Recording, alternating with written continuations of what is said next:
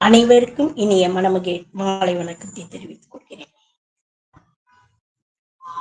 என்னை ஈன்ற தாய்க்கும் வித்திட்ட தந்தைக்கும் அறிவினை புகட்டிய ஆசானுக்கும் இயற்கையும் இயற்கை உணர்வையும் காதல் உணர்வையும் இணைந்தே படைத்த இறைவனுக்கும் என்னை இச்சங்கத்தில் பேச வாய்ப்பு அளித்த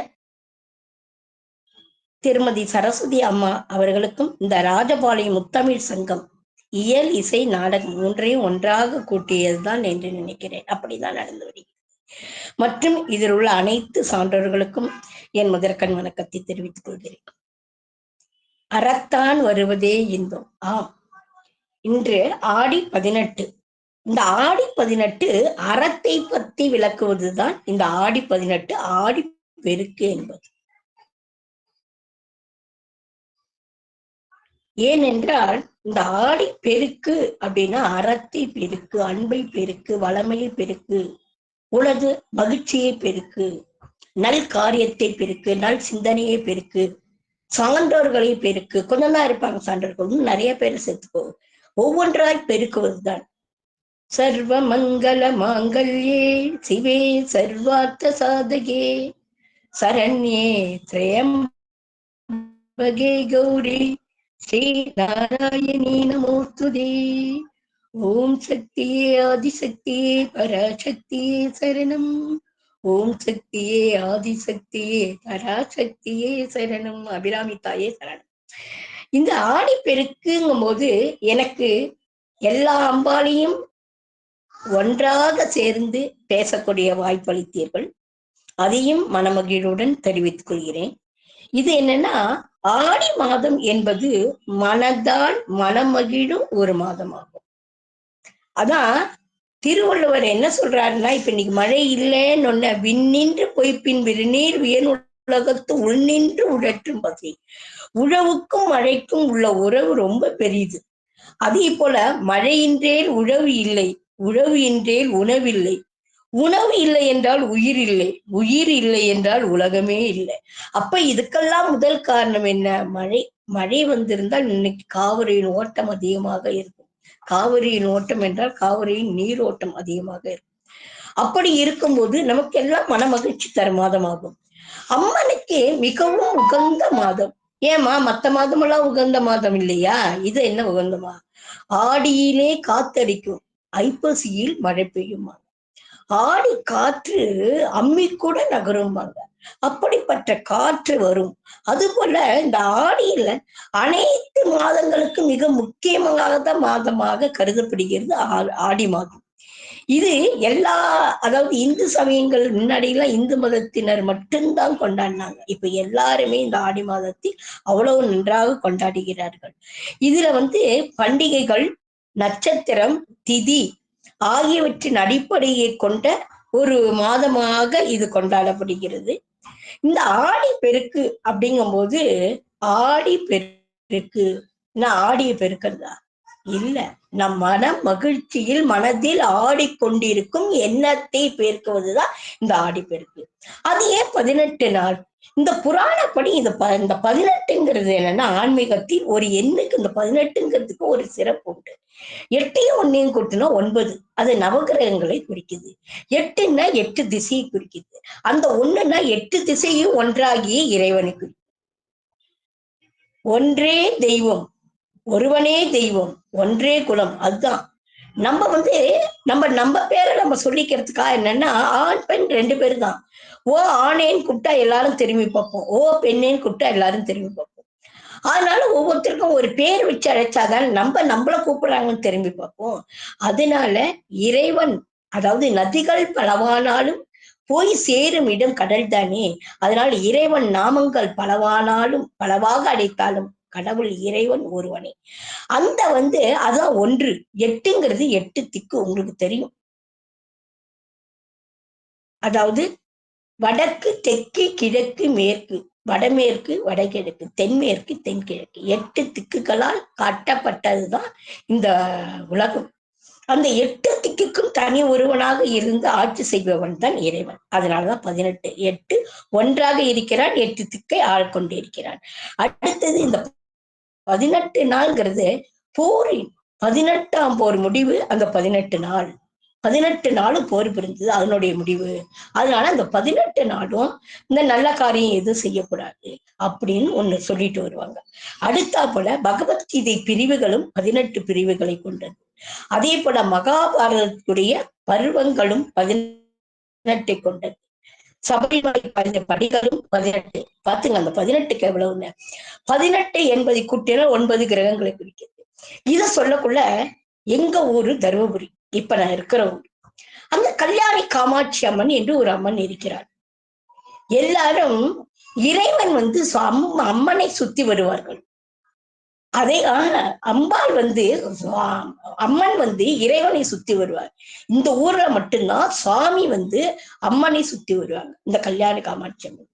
அங்க மட்டும் இல்ல 18 படி. இந்த கல்யாணி காமாட்சி அம்மனுக்கும் 18 படி உள்ளது. இந்த 18 படியை ஒவ்வொரு மாதமும் வரக்கூடிய அமாவாசை அன்று அந்த கல்யாணி காமாட்சி அம்மனுக்கு பெண்கள் தான் அலங்காரம் பண்ண வேண்டும். பெண்கள் தான் அவளை தோளில் சுமந்து பிரகாரம் வர வேண்டும். அந்த 18 படிகளுக்கும் பூஜை செய்து அந்த பெண்கள் 18 படியை இது பண்ணி மேலே ஏறுவாங்க. அது ரொம்ப விசேஷமான 18 படி அந்த கல்யாணி காமாட்சி அம்மன். இந்த ஆடி மாதத்தில் ரொம்ப சிறப்பாக நடைபெறும். இந்த ஆடி மாதத்தை எடுத்துக்கொண்டீங்கன்னா என்ன சொல்றோம், வரலட்சுமி விரதம்ங்கிறோம், ஆடி பெருக்கு, வரலட்சுமி நோன்பு, இது ஆடி பூரம், இந்த மாதிரி எல்லாம் ஆடியில வந்து நிகழ்ச்சிகள் வந்து கொண்டே இருக்கும். இது நவகிரகம் அந்த 9ங்கும் போது அது எதை குறிக்குதுங்க? நவகிரகத்தை குறிக்குது, நவமணியை குறிக்கிறது, நவசக்தியை குறிக்குது, நவ தானியத்தை குறிக்குது, எங்கும் நீக்கமர நிறைந்திருக்கும் கடவுளை குறிக்கிறது. ஏமா நவதானியம் என்ன நமக்கு தெரியும், சிறுதானியங்களாம். நீங்க வேணா இந்த ஆடி பெருக்கணி இன்னைக்கு நாளைக்கு போய் இந்த நவதானியங்கள் எதோ அதெல்லாம் எடுத்து அழகா காலையிலயோ இரவிலையோ எடுத்து ஊற வச்சிருங்க. நவதானியமும் ஒன்றாக கலந்து. நெல்லை மட்டும் எடுத்துருங்க, நெல்லு வேண்டாம். நெல்லை எடுத்துட்டு அதுக்கு பதில் கொள்ளு ஏதாவது சேர்த்துருங்க. அந்த நவதானியத்தில் ஒன்றாக ஒண்ணு சேர்த்துருங்க. அதை மட்டும் எடுத்து ஊற வச்சுட்டு மறுநாள் காலம்பரை முளை கட்டிடும். அதை என்ன பண்ணுங்கன்னா எடுத்து உலர வச்சு அதை பொடியா அரைச்சு சத்துமா கந்து மாதிரி வச்சு சாப்பிடுங்க. ஏன்னா ஆடி 18 உள்ள விசேஷங்கள். இந்த ஆடி 18 முளைப்பாரி என்று செய்வார்கள். என்னன்னா முன்னாடியே அதை வந்து ஒரு 2 நாள் முன்னாடி அந்த தானியத்தெல்லாம் போட்டு முளைப்பாரி கொண்டு வருவாங்க. அந்த முளைப்பாரியை எடுத்துட்டு போய் என்ன பண்ணுவாங்கன்னா ஆறு ஓடுதுல அந்த ஆத்துல வந்து பாட்டு பாடி கும்மி அடிச்சு, அதுக்கெல்லாம் கும்மி பாட்டு அந்த இது குழவி கொட்டி கும்மி அடிச்சு அதை கொண்டு போய் அந்த காவிரி ஆத்துல கலப்பாங்க. இதை விட இன்னும் விசேஷம் என்னன்னா, நாங்க எனக்கு ஆடி பெருக்குன்னு சொன்னா அன்னைக்கு முடியுமா அம்மான்னு கேட்டாங்க. நான் வந்து நிச்சயமா ஆடி பெருக்கு தானே நான் செஞ்சிடுறேன், வந்துடுறேன். அன்னைக்கு ஆடி பெருக்குமா? அப்படியா? அப்புறம் சொன்ன பிறகுதான் ஆடி, அப்படியே பரவாயில்ல அப்படின்னா. ஏன்னா என்னுடைய சிறு வயது நினைவுகள் எல்லாம் வந்தது. நாங்க என்ன பண்ணுவோம்னா இந்த ஆடி 18 அன்னைக்கு சப்பரத்தட்டி என்று ஒவ்வொரு வீட்லயும் செய்வோம். அப்படின்னா எல்லா பசங்களும் அவங்கவுங்க வீட்டுல இந்த ஒரு வருஷ காலமும் இந்த காலண்டர் அட்டை வருது இல்ல, அது சின்னது பெருசுன்னு சேர்த்து வச்சுப்போம். 4 பக்கமும் எங்க ஊர்ல 4 பக்கமும் விநாயகர் கோவில் இருக்கும். ஒவ்வொரு மூளைக்கும் வடக்கு தெற்கு கிழக்கு மேற்கு 4 மூளைக்கும் 4 விநாயகர் கோவில் இருக்கும். அந்த விநாயகர் கோவில இருந்து சரிசமமாக ஒரே மாதிரியான சப்பரம். சப்பரம் என்பது அட்டையால் செய்யப்பட்டது. அது நீங்களாம் பார்த்திருப்பீங்க, கோவில்ல கூட சப்பரத்தட்டி உண்டு. தேருங்கிறது கல்லால் மரத்தால் ஆனது, இது அட்டையால் செய்யப்பட்ட அழகிய வடிவம் உள்ளது சப்பரத்தட்டி என்று சொல்வார்கள் சாமிகள் உற்சவத்துக்கு. இது நாங்கெல்லாம் அந்த சப்பரத்தை செய்வோம். அந்த 4 வீதியிலும் ஒரே மாதிரி இருக்கும் அந்த விநாயகர் கோவிலுக்கு. மத்தவங்க என்ன பண்ணுவோம்னா ஒவ்வொரு 4 வீதியும் நடக்கக்குள்ள கால்வழியும் தெரியாது, எப்படி நடக்கும்னு தெரியாது. நம்ம வீடை விட யார் வீட்லயாவது பெருசா செஞ்சிருவாங்களா? பெருசா அங்க போயிட்டு போயிட்டு வந்து வந்து அந்த அட்டையை செஞ்சு செஞ்சு அவ்வளோ அழகா சப்பரத்தட்டி செஞ்சிருவோம். அதுல வந்து ஏதோ அம்மனையோ சாமி அம்மனையும் கூட அதுல கையில வரைஞ்சு ஒரு அட்டையில இருக்கிறதுல அதுக்கு முன்னாடி அழகா கட் பண்ணி அதெல்லாம் என்னென்ன உள்ள வைக்குமோ வச்சு அதெல்லாம் எடுத்துட்டு போவோம். எங்க திருமுறை பாடிக்கொண்டே, திருமுறை அபிராமி அந்தாதி என்னென்ன எங்களுக்கு ஸ்லோகங்கள் சாமி பாட்டு தெரியுதோ அதெல்லாம் பாடிக்கொண்டே அந்தந்த வீதியில இருந்து ஒரு இடத்துக்கு வந்துடும். எல்லா சப்பரமும் ஒண்ணா. அதெல்லாம் அது அந்த காலம், அதாவது அதெல்லாம் ஒரு பொற்காலம். இனி திரும்ப வருமா அப்படின்னா நினைவுகள் தான் இருக்கிறது. அந்த சப்பரத்தை எடுத்துட்டே போகும். அதுக்கு முன்னாடி என்ன பண்ணுவாங்கன்னா பெண்கள்லாம் என்ன பண்ணுவாங்கன்னா காவிரி தூக்கு என்று ஒரு தூக்கு இருக்கும். அதுல வெத்தலை பாக்கு பழம் 2 பக்கமும் மஞ்சள், குங்குமம் அதெல்லாம் எடுத்துட்டு போவாங்க. அந்த காவிரி ஆற்றுக்கு போய் காவிரி அன்னையை துதித்து ஆடி அவளை வந்து வழிபடுவாங்க. அப்ப மஞ்ச கயிறு எல்லாம் எடுத்துட்டு போவாங்க. கல்யாணம் ஆனவர்கள் என்ன பண்ணுவாங்கன்னா அன்னைக்குதான் மாங்கல்யம் வந்து பிரிச்சு கோக்கறது என்னன்னா வேற மாங்கல்யம் மாத்திப்பாங்க, புது மாங்கல்யம். அதுக்கப்புறம் கல்யாணம் ஆகாத குழந்தைகளுக்கு அந்த மஞ்ச கயிறு எடுத்து கையில கட்டுவாங்க. மங்களே மங்களா தாரே மாங்கல்யே மங்கள பிரதே மங்களார்த்தம் மங்களேஷி மாங்கல்யம் தேகிமே சதா அப்படின்னு சொல்லிட்டு அந்த அந்த மந்திரத்தை சொல்லி அந்த கையில கட்டி விடுவாங்க. ஏன்னா சீக்கிரமே ஆடி மாசம் பிறந்துட்டு எப்படி மார்கழி மாசத்தில் பூசணி பூ ஒவ்வொரு வீட்டில் யார் வீட்டில் வைக்கிறார்களோ அவர்கள் வீட்டில் கல்யாணமாகாத பெண் இருக்கிறாள் என்று அர்த்தம். அதனாலதான் பூசணி பூ வைப்பாங்க.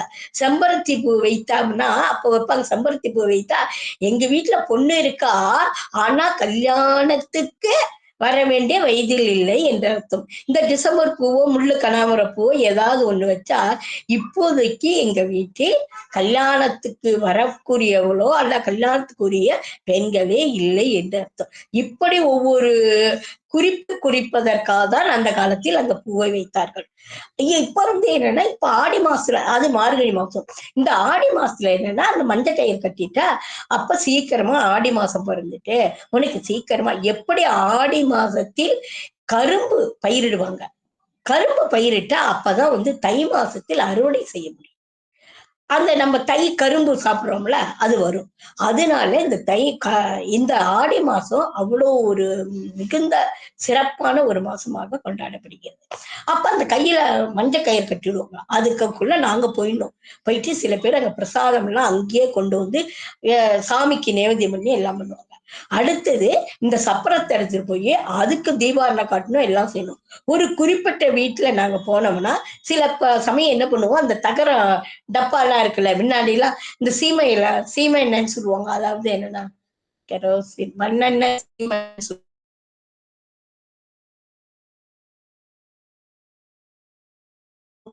அம்மா தெரியுமாம்மா?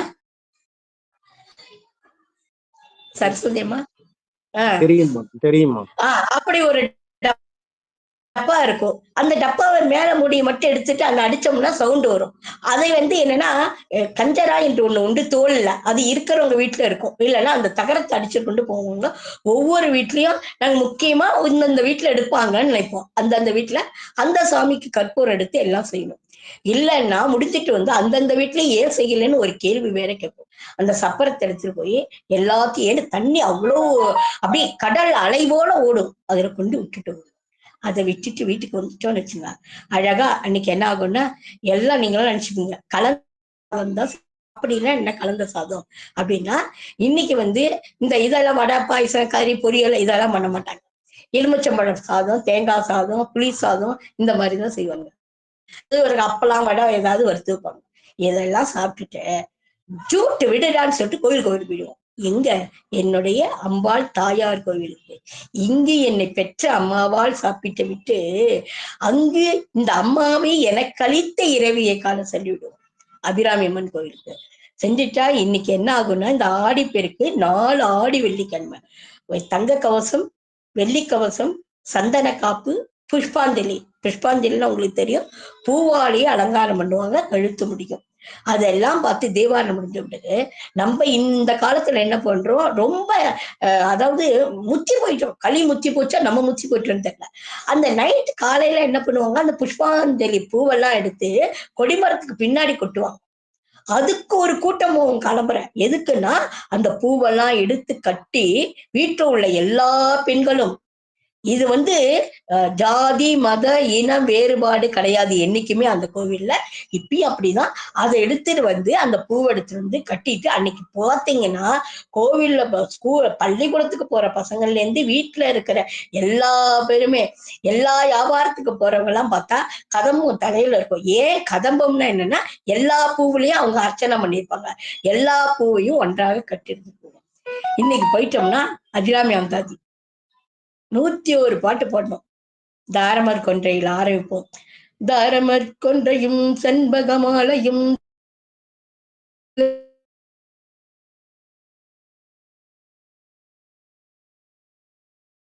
எவனுக்கு உயிர் பிச்சை கொடுங்கள் என்று. என்னைக்குமே சரி சக்தியும் சிவனும் இரண்டாக ஒன்று சேர்ந்து ஆசீர்வாதம் பண்ணாதான் ஒருவருக்கு பலிக்கும். இல்லாவிட்டால் சக்தியே சிவனாகவும் சிவனும் சக்தியாகவும் இருப்பார். ஏன்னா ஒன் அதாவது ஒரு பெற்றோர்களாக இருந்தால் இருவரும் இருக்கும்போது இருவரும் சேர்ந்துதான் மற்றவர்களுக்கு ஆசீர்வாதம் பண்ண வேண்டும். அப்பொழுது காலசுங்காரமூர்த்தி என்ன பண்ணுகிறார், நமக்கென்று ஒருவர் வேண்டும் என்று இடபாகத்தில் இருக்க உமையம்மையை வெளியே கொண்டு வந்து பாலாம்பிகை என்ற திருநாமத்தை அவளுக்கு கொடுத்து பூமாதேவிக்கு வந்து உன்னுடைய பூமி பாரத்தை குறைக்கிறேன் என்று சொல்லிவிட்டு இவர்களுக்கு யமனுக்கு காட்சி தந்து விடுகிறார், யமனுக்கு உயிர் தந்து விட்டார். இப்பொழுது அமிர்த கணேசர் ஒருவர் தானே இருக்கிறார், என்ன செய்வது என்று யோசனை பண்ணும்போது எதுக்காக முக்கணி அப்படி என்று முக்கண்ணி என்று பெயர் வந்ததுக்காக இதை சொல்கிறேன். பிரம்மா விஷ்ணு சிவன் மூவர் வந்தார்கள். இந்த ஸ்தலத்தில் ஒரு அம்மனை ஒரு சக்தியை ஏற்படுத்த வேண்டும் என்பதற்காக பிரம்மா தான் அணிந்திருந்த என்ன அணிந்திருந்தாரோ அதை எடுத்து பூமியில் போட்டார். நமக்கு தெரியும் சிவபெருமானுக்கு என்ன இருக்கு, ஆடை ஆபரணம் எல்லா புடித்தோடும் பாம்பு ஆடையும் இதுதானே இருக்கும். அதை தூக்கி அவர் கீழே போட்டார். அடுத்தது நம்மதான் இவருக்கு அலங்கார பிரியர் இல்லையா நம்ம திருமால், அவருடைய நகையெல்லாம் கைட்டு போட்டார். அதிலிருந்து உருவானவள் தான் இந்த அபிராமி. அதுதான் அந்த தலத்தின் மிக சிறப்பானது. அபிராமியை எப்பொழுது நாம் நினைக்கிறோமோ, நின்றும் இருந்தும் கிடந்தும் நடந்தும் நினைப்பது உன்னை என்றும் வணங்குவதும் மலர்த்தால் எடு தாமரையின் ஒன்றும் அரும்பொருளே அருளே உமையே இமயத்து அன்றம் பிறந்தவளே அழியாமுத்தி ஆனந்தமே. உனக்கு எப்படி 3 கண் அங்க இருந்ததோ சிவபெருமானுக்கு, அதுபோல நீ முக்கண்யாய் 3 கண்ணை உடையவள். அதனால் நீ என்றும் அழியாதவள்.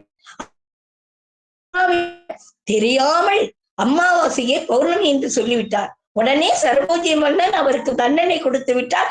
உரியில் கீழே நெருப்பு மூட்டி அதில் அவர் வந்து உண்மை என்றால் இன்று நிலவு வந்து விட்டால், நிலவு வந்தால் நீ பிழைத்துக் கொள்வார், இல்லாவிட்டால் உன்னுடைய விதி எப்படி இருக்கோ அப்படி நடக்கட்டும் என்று. உடனே அபிராமி பட்டர், அவர் பேர் வந்து என்னன்னா சுப்பிரமணியன், அவர் 29வது பாடலை பாடிவிட்டு அம்பாள் அவளுக்கு பட்டர் அபிராமி பட்டர் என்ற பெயர் வைத்தார். அப்ப என்ன தெரியுமா சொன்னா, இது என் பிழை அல்ல உன் பிழை, நீந்தான் எனக்கு அப்ப நாவில் உட்கார்ந்து விட்டு பௌர்ணமி என்று கூறிவிட்டார். இது என்ன தெரியுமா, தான் யார் என்பதை உலகத்தில் நிரூபிப்பதற்காக அபிராமி செய்த ஒரு சித்தி விளையாடல். அப்ப அவ என்ன தெரியுமா செஞ்சா, அவங்களுக்கு பௌர்ணமியை காமிக்க வேண்டும் என்று, இது தை அமாவாசை என்று நடந்தது, தன்னுடைய தோடை எடுத்து மேலே தூக்கி எறிந்தார். இந்த காதில் உள்ள தோடை எடுத்து மேலே தூக்கி எறிந்தார். அது அழகாக நிலவாக மாறிவிட்டது. இன்றும் தை அமாவாசை என்று அங்கு மிகவும் பிரசித்தியமாக நடந்து கொண்டு இருக்கிறது இந்த பௌர்ணமி. இப்ப பௌர்ணமி வருதா அப்படின்னு நீங்க கேட்கலாம். காலங்கள் மாறிவிட்டது, களி காலங்கள் வந்து விட்டது. அதனால் மனிதன் என்று மனிதனாக மாறுகிறானோ அப்பொழுது இதெல்லாமே நடக்கும். ஆனால் இப்பொழுதும் பௌர்ணமி நிலவு போல அங்கங்க அவர்கள் வீட்டில் இப்பொழுதும் அந்த சமயத்தில் அங்க பௌர்ணமி எப்படி மாறுகிறதோ அதுபோல் மாறிக்கொண்டே இருக்கிறது.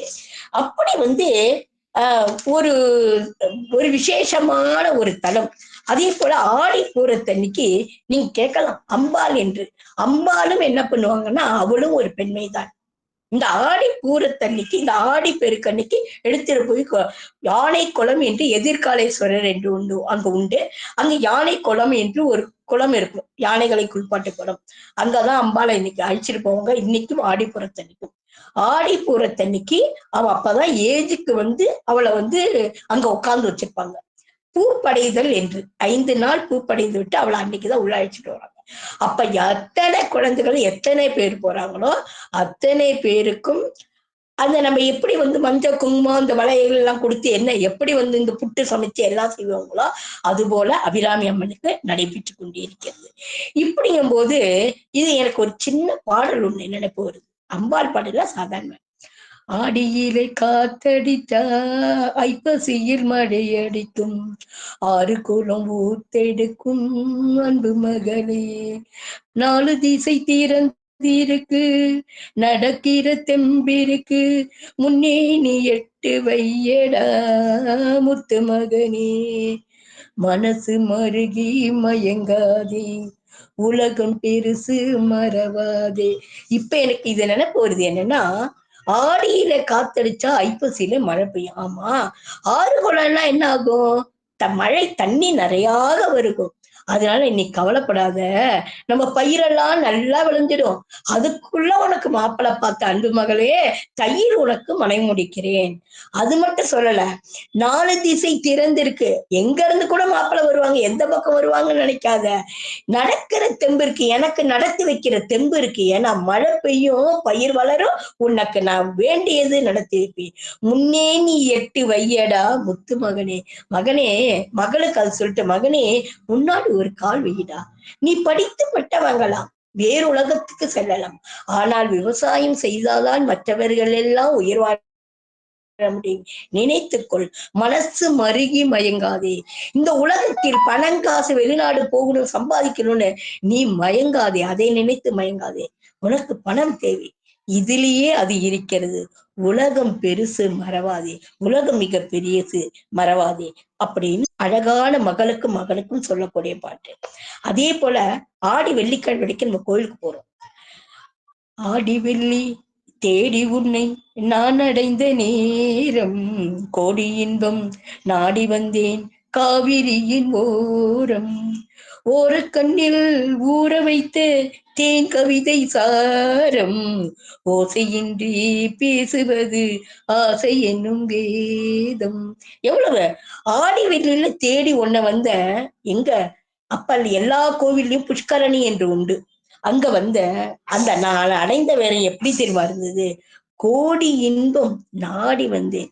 இங்க பார்க்கக்குள்ள அந்த அம்பாளையும் அந்த இருக்கிறவங்களையும் அந்த மந்திரம், அதாவது அந்த ஒவ்வொருத்தரும் ஒவ்வொன்று சொல்லிக் கொண்டிருப்பார்கள். அதையும் கேட்கக்குள்ள மனசுக்கு இன்பமாக இருக்கிறது. காவிரியின் ஓரம் போனா கரை புரண்ட தண்ணீர் ஓடுகிறது. அதை பார்க்கக்குள்ள ஓர கண்ணால பாக்குற. ஏன்னா காலை வச்சேன்னா ஓடி போயிடுவானோ என்று எனக்குள் பயம்.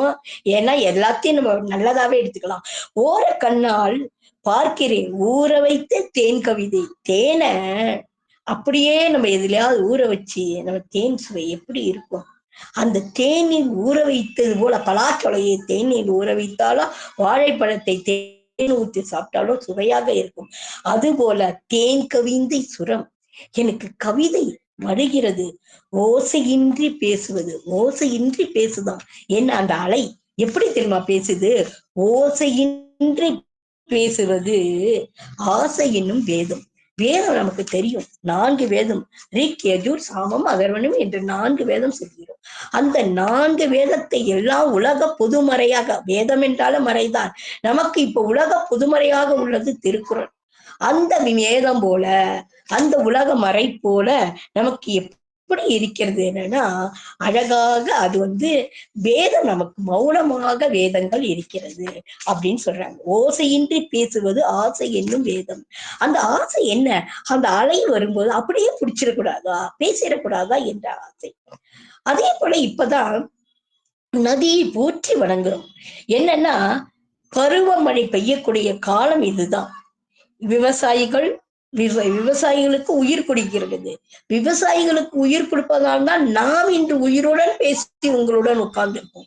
அவங்க உயிர் கொடுக்கலை என்றால் உயிர் வாழக்கூடிய பயிர்களை அங்க பயிர்ப்பித்து அதை அறுவடை செய்து நமக்கு வாங்கவில்லை என்றால், நாமளும் வாங்கி சாப்பிடவில்லை என்றால் நாம் உயிர் வாழ முடியாது. இந்த எண்சான் உடம்புக்கு சிரசு பிரதானம், பேசுவதற்கோ செயல் இருக்கும். ஆனால் இந்த எண்சான் உடம்புக்கு வயிறு தான் பிரதானம். உரிச்சான் வயிறு தான் பிரதானம். வயிறுக்கு உணவிடை இல்லை, இந்த உறுப்புகள் எதுவுமே இயங்காது. அது இது வேலைகளை செய்யாது. அதனால இது முக்கிய ஒரு இறைவனுக்கும் சரி, மற்றவர்களுக்கும் சரி, இது ஒரு முக்கிய ஒரு நாளாக கருதப்படுகிறது இந்த ஆடி 18. இதுல ஒன்னே ஒண்ணு, இந்த ஆடி 18 சொல்லக்குள்ள திருவிடைமருதூர் என்று ஒரு ஊரு. அந்த திருவிடைமருதூருக்கு சென்ற அங்க ஒரு பாவை விளக்கு இருக்கும். இப்பெல்லாம் நிறைய பேர் நம்ம வீட்லயோ கோவில்லயோ பாவை விளக்கு இருக்கு. அப்படின்னா அது அந்த பாவை விளக்கு எப்படி வந்தது அப்படின்னு நீங்க கேட்கலாம். இந்த ஆடி மாசத்தப்ப இறைவன் ஜோதி வடிவில் சுயமா தோன்றிய தலம்தான் திருவிடைமருதூர் என்பது. அதை தன்னைத்தானே பூஜித்த கோவில் அது. 32 திருக்குளங்கள் உள்ள தனி சிறப்பான தலம். 32 திருக்குளங்கள் அங்கதான் உள்ளது. இதெல்லாம் இதுதான் இறைவனுக்கு சாட்சியாக இருக்கும்போது பழங்கால கோவில்கள் எல்லா கோவிலும் பார்க்கலாம். அந்த அம்பாளுக்கு முன்னாடி பாவை விளக்கு இருக்கும். இதுக்கு ஒரு நிச்சயமான உண்மையான கதை இருக்குது. என்னன்னா, அப்போ ஒரு மராட்டிய மன்னன் இருந்தார். அவர் பேர் அமர் சிங்னு. அவர் திருவிடை மருதூரில் வடக்கு வீதியில் உள்ள அரண்மனையில் வாழ்ந்து வந்தார். மன்னன் அங்கதான அரண்மனையில் வாழ்ந்து வந்தார். இவருடைய மகன் பெயர் பிரதாப் சிங். அவனுக்கு என்ன ஆசைன்னா, யமுனா பாய் சாகோ பாய் அப்படின்னு சொல்லிட்டு அவங்களுக்கு 2 மனைவிகள் இருந்தாங்க. இருந்தாலும் இவங்களுக்கு புத்திர பாக்கியங்கிறது இல்லை. அதனால அந்த பிரதாப் சிங் என்ன பண்ணான்னா, தன்னுடைய தாய் மாமன், அம்மாவோட கூட பிறந்தவங்க இருப்பாங்கல்ல, அது போல தாய் மாமன் மகளாகிய அம்முபாய் சாயோ அப்படின்னு சொல்லிட்டு ஒருத்தரை திருமணம் பண்ணிக்கணும்னு பிறந்தத்திலேருந்து, ஏன்னா நமக்கு இப்படி இல்லையே, தாய் மாமன் மகளை அவர் பேரு அம்முனுபாய் சாகேப் அப்படின்னு சொல்லிட்டு அவர் பேரு. இந்த பிரதாப் சிங்குக்கு ஆசை. சரின்னா அவளை கல்யாணம் பண்ணிக்கலாங்கும் போது அவ சொல்றா, அவளுக்கும் அந்த லவ், அதாவது காதல் இருந்தது. இருந்தாலும் அப்போ சொல்றா, எனக்கு என்று ஒரு கல்யாணம் நடந்தால், உன்னுடன் நான் திருமணம் பண்ணி கொண்டால் இந்த ஆடி மாசத்தில் நீங்கள் ஒன்று செய்ய வேண்டும் என்று கூறினார்.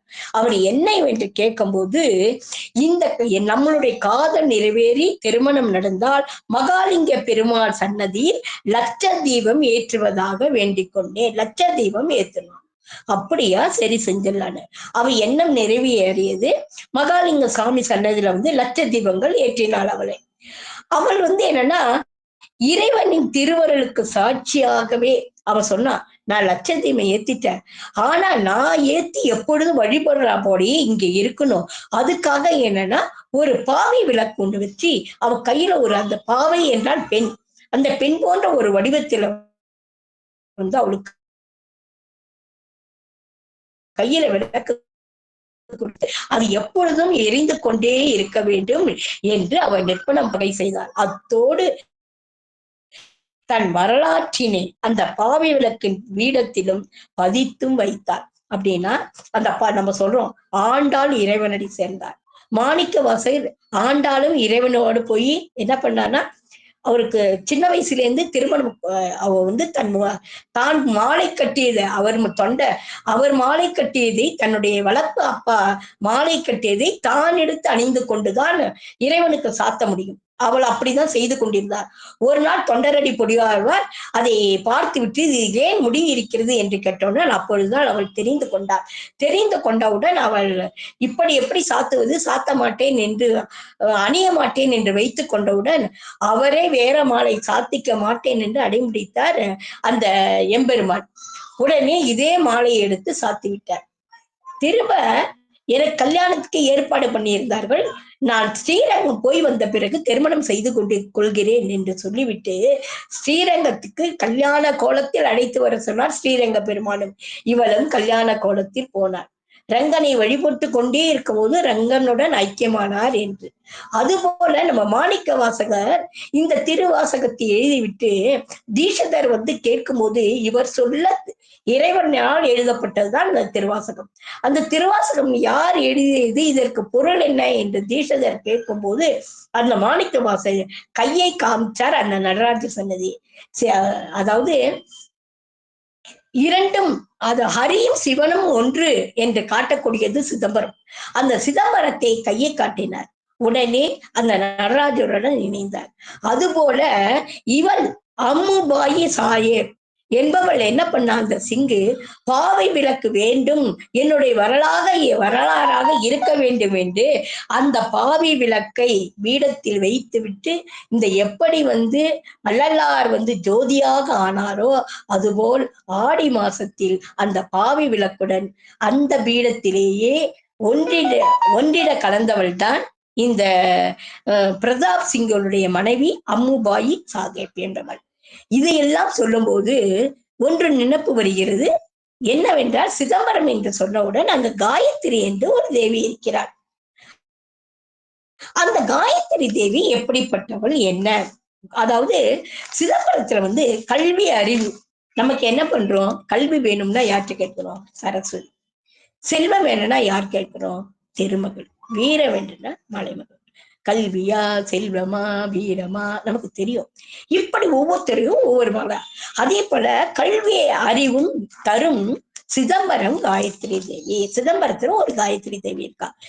ஏன் அப்படின்னா இது இல்லையா ஆடிப்பெருக்கு இதுங்கும் போது ஒவ்வொரு அம்பாளையா கூட்டு போலாம் அப்படின்னு சொல்லிட்டேன். என்னன்னா அந்த ஆடி மாதம் அந்த அம்மனுக்கு உகந்த மாதம், அந்த காயத்ரி அம்மனுக்கு உகந்த மாதம் ஆடி மாதம் தான். இப்ப ஆடி மாதத்தில் எந்தெந்த அம்மனுக்கு சிறப்போ அது போல சொல்கிறேன். இது சொல்றதுக்கு முன்னாடி ஒரு இடத்துக்கு போயிட்டு வந்துடுறேன். கிருஷ்ணகிரி மாவட்டத்தில் நெடுசாலை என்று ஒரு ஊர் உள்ளது. அங்கு ஒரு அம்மன் இருக்கிறார். அந்த அம்மன் என்னன்னா அந்த அம்மனுக்கு வெளியில தான் பூஜை நடக்கும், எல்லாமே செய்யப்படும். அந்த அம்மன் கதவை திறந்தாங்கன்னா கண்ணு கட்டி தான் இருக்கும். அது ஆடி மாசத்துலதான் அங்க உற்சவம் நடக்கும். அப்ப அந்த கண்ணை யாராவது உள்ள திறந்து 1 வருஷமோ 5 வருஷத்துக்கு உள்ள ஒரு தடவை தான் அந்த கோவில்ல போய் அந்த உள்ள போயிட்டு அந்த கண்ணை திறந்து அம்பாளை எல்லாம் ஒரு என்னென்னமோ அந்த அம்பாளுக்கு நல்ல உருவத்தை கொடுத்து இன்னும் ஏதா பண்ணி வெளியில வருவாங்க. 5 வருஷத்துக்கு ஒரு தடவையும் 3 வருஷத்துக்கு ஒரு தடவை தான். ஆனா வந்தவங்க யார்கிட்டையும் எதையும் சொல்ல முடியாமல் போய்விடும். அது இந்த ஆடி மாசத்துல அந்த மட்டும் நடந்து கொண்டே தான் இருக்கும் அந்த கோவிலு. அந்த கோவில அந்த அம்பாளுக்கு கண்ணை கட்டி தான் இருப்பாங்க. கண்ணை நம்ம சொல்றோம் சுவாமிங்கிறோமா அப்படின்னா உண்மையாகவே அதாவது நம்பினவருக்கு நடராஜன், இல்லாதவருக்கு இல்லை. அடுத்தாப்பல கல்லை கண்டால் நாயை காணும், நாயை கண்டால் கல்லை காணும். அந்த சின்ன கல்லக்கா வச்சுக்கிட்டு மாரியம்மன், காளியம்மன் என்று வழிபடுவதும் உண்டு. அந்த கல்லாக நினைத்து எடுத்து போடுவதும் உண்டு. அதனால நம்ம அங்கெல்லாம் செல்ல வேண்டாம். அப்படிப்பட்ட ஒரு அம்மன் அங்க இருக்கிறார். அந்த ஆடி மாதத்தில் ரொம்ப பால் குடம் எடுக்கிறது, காவடி எல்லாம் ரொம்ப சிறப்பாக நடக்கும். வேண்டுதலை அதாவது யார் என்னென்ன வேண்டுகிறாங்களோ அந்த வேண்டுதலை எல்லாத்தையும் தரக்கூடியவர். அது போலதான் இந்த கல்வி அறிவும் தரக்கூடிய சிதம்பரம் காயத்ரி தேவி. அது உங்களுக்கு தெரியும் சிதம்பரம் எங்க இருக்குன்னு. ஒரு முறை ஒரு மன்னன் ஒருவன் கடுமையான தோஷங்களால் திரும்ப அவனுக்கு எக்கத்தக்க தோஷம். நம்ம சொல்றோம்ல ராகு தோஷம், சனி தோஷம், கேது தோஷம், என்னென்னமோ தோஷம் சொல்றோம். இல்லைன்னா நம்ம இந்த சளி தோஷமே இருக்குல்ல, அடிக்கடி வந்துருது நமக்கு சளிய. இந்த ஒரு இது மாதிரி ஒன்னும் ஒரு இடத்துக்கு போனாலே அந்த சூழல் மாறினாலே நமக்கு மூக்குல சளி பிடிச்சிட்டு சனி பிடிச்சாலும் பரவாயில்ல சளி பிடிச்சிட்டேன்னு சொல்லுவோம். அப்படிப்பட்ட அந்த தோஷமும் நீங்கணும் அப்படின்னா அந்த மன்னன் தலையாத்திரை சென்று வந்துகிட்டே இருந்தானா. அப்ப என்ன பண்ணானா தில்லையில சிதம்பரத்துல ஒரு விசேஷம் என்னன்னா தில்லைக்காளியை தரிசனம் பண்ணி விட்டுதான் சிதம்பரத்துக்கு போகும். அது உங்களுக்கு தெரியும். தில்லக்காளிங்கிறது அம்பாள், அவரு சிவன். 2 பேருக்கும் ஒரு தடவை ஆனந்த கூத்தாடும் இது போடி கூத்தாடி கூத்தாடினா டான்ஸ் போட்டு கொண்டிருக்கிறார். அப்பொழுது தெரியாமல் யார் ஜெயிக்க போற நான் தான் நீ தான் என்று போட்டு பாடும்போது அவரு காதில் இருக்கக்கூடிய கம்மல் கீழே விழுந்து விடுகிறது. ஏன்னா அவர் போட்டிருக்கிற கடுக்கன் என்று பெயர். ஆண்கள் போட்டிருக்கிற காதுக்கு கடுக்கன் என்று பெயர். அந்த கடுக்கன் கீழே விழுந்து விடுகிறது. அப்பொழுது நாம் குனிந்து எடுத்தால் அவை தோற்றவர்கள் என்று சொல்லி விடுவார்களே என்று தான் கட்ட விரலுக்கும் அந்த பக்கத்தில் உள்ள விரலையும் சேர்த்து அந்த காலால் எடுத்து தன் காதில் போட்டுக்கொள்ள காலால் எடுத்து கால் போட. ஆனா அந்த அம்மையார் அதை தப்பாக எடுத்துக்கொண்டு கோபித்துக் கொண்டு தில்லை காலியாக உருவெடுத்து விடுகிறார். அப்படியும் காலியாக போய்விட்டு இவர் போய் எவ்வளவோ சமாதானம் சொன்னாலும் அதாவது சொல்லுவாங்க தன்னைத்தான் காக்கின் சினங்காக்க காவாக்கால் தன்னையே கொள்ளும் சினம்னு. அதுக்கு அவளும் ஒரு எடுத்துக்காட்டாக அந்த கோபம் மிகுதியினால் அவள் தனியாக கோபம் சாந்த ரூபமாக இருக்கக்கூடிய கோவிலுக்கு சென்றால் அந்த கோபத்தை நாம் அடக்க வேண்டும். அதுக்காக கோவில் 5 புலன்களையும் அடக்க வேண்டும். அந்த கண்ணால், காதால், வாயால், மூக்கால், உடம்பால் செய்கின்ற அந்த 5 பார்க்க கூடாத பார்ப்போம், கேட்க கூடாத கேட்கும், சுவாசிக்க கூடாத பேசக்கூடாத பேசுவோம், என்னென்ன செய்யக்கூடாதோ அதனால் செய்வோம். இந்த கண்ணு, காது, வாயெல்லாம் நல்லதை பார்ப்பதற்கும், நல்லதை கேட்பதற்கும், நல்லதை பேசுவதற்கும், நல்லதை சுவாசிப்பதற்கும், நல்லவற்றை செய்வதற்கும், சான்றோனாக இருப்பதற்கும் படைக்கப்பட்டது. அதை நாம் மறந்து விடுகிறோம். அதனால இதெல்லாம் புனலெல்லாம் அடக்க வேண்டும் என்பதற்காக அவன் என்னை நான் சிறந்த அங்கே போய்விட்டேன், என்னை பார்த்து வரட்டும். ஏனென்றால் சினத்தினால் நாம் ஒதுக்கப்படுவோம். அதை மறந்து வந்தால் சரியாக போய்விடும் என்று சொல்கிறார்.